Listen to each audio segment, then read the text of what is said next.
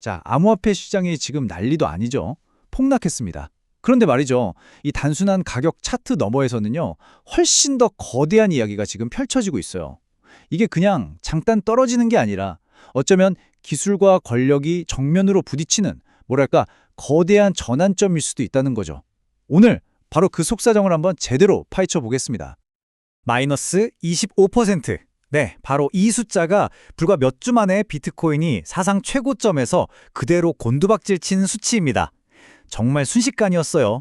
얼마 전까지만 해도 환호성으로 가득했던 시장이 한순간에 불안감에 휩싸여 버린 거죠.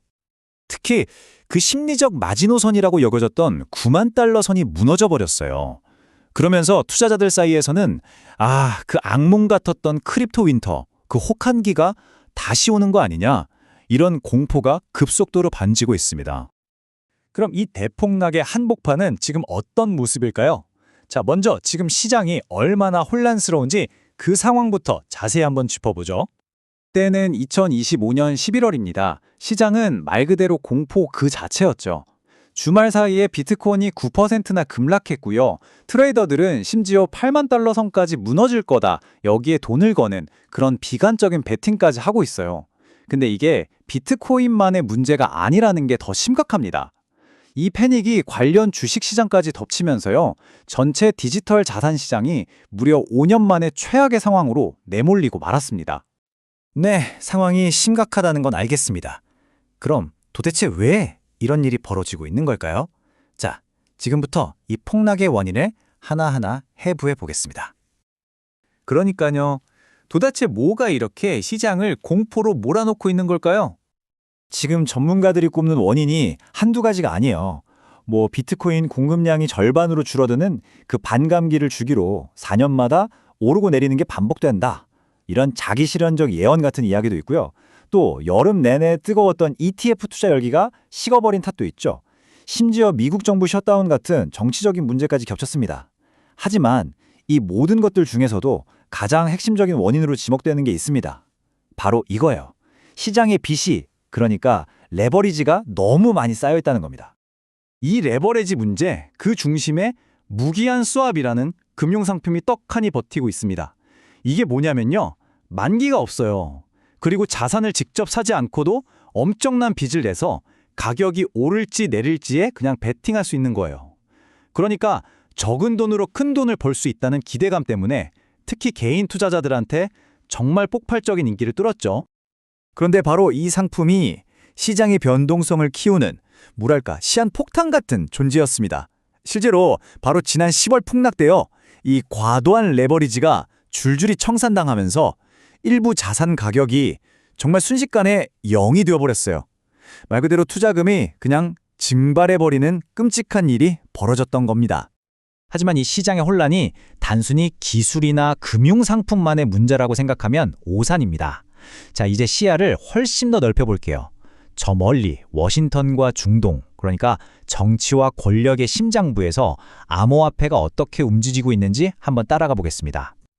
트럼프 대통령의 두 번째 임기, 여기서 아주 흥미로운 지점이 포착됩니다.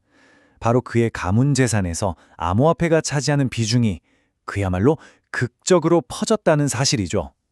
이건 그냥 트럼프 가문도 투자를 좀 했구나, 이 정도 수준이 아니에요.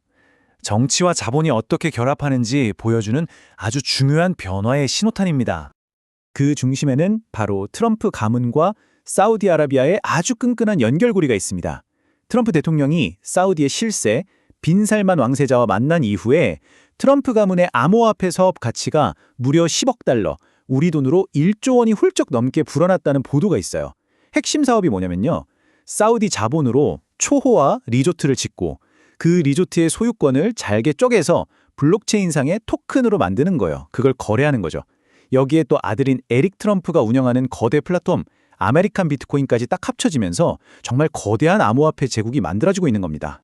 자, 지금까지는 시장의 투기나 정치 같은 외부 요인들을 살펴봤잖아요. 그럼 이제부터는 산업 내부로 한번 들어가 보겠습니다.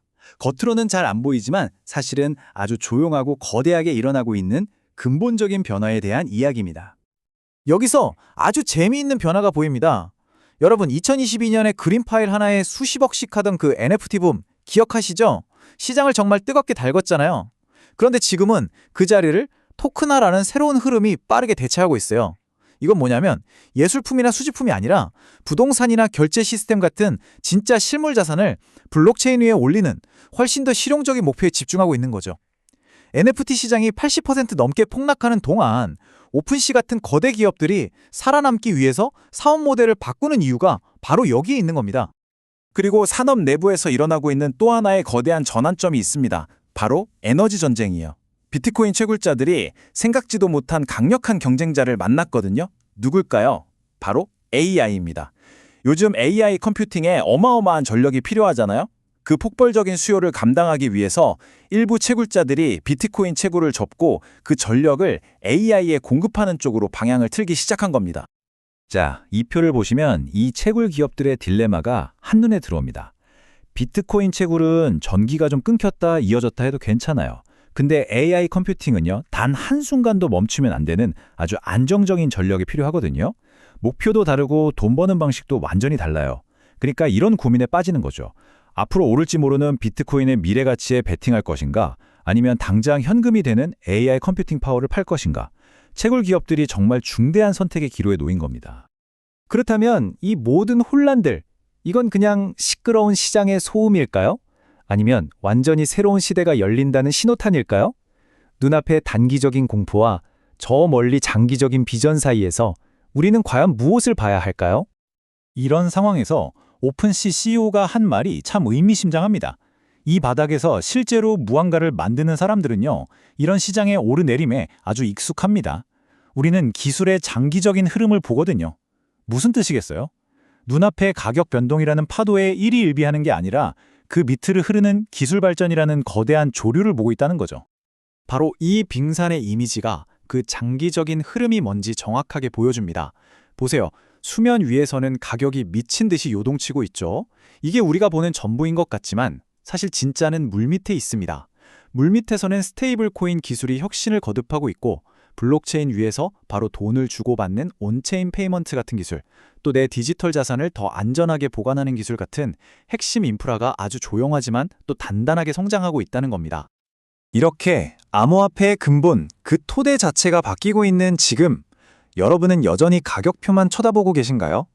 어쩌면 이제는 우리가 암호화폐의 가치를 재는 그 자체를 바꿔야 할 때가 온 건지도 모르겠습니다.